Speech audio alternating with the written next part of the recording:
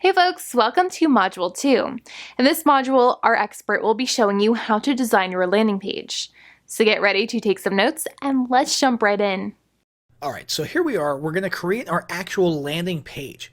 Now these are sometimes referred to as lead pages, landing pages, opt-in pages, sign-up pages, squeeze pages. They're called a whole lot of things.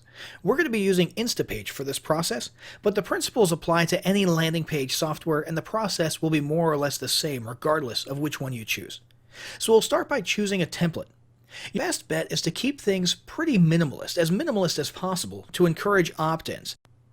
So we're looking for something with a headline, maybe a subheadline, and of course a form. That's pretty much it. Now this one down here with a picture of a house looks pretty good and it seems to fit our topic pretty well, which is home repair if you'll recall. Let's go with this one. So inside the editor here, I'm going to start by deleting all the extra parts that we don't need.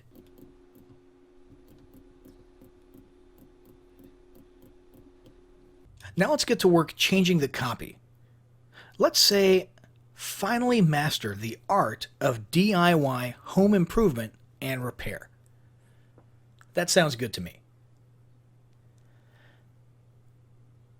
Let's move that up a little bit, and we're going to want some space to insert our e-cover from the previous lesson right below that.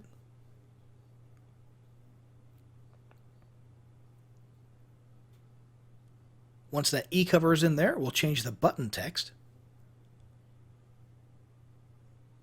I think get the guide should be good.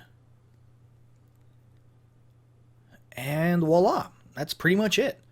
Our page is looking pretty good. Before we finish though, we'll want to connect it to our autoresponder software so we can actually start building our email list. Once that's done, our page is ready to start handling some traffic, which is what we'll be covering in the next lesson.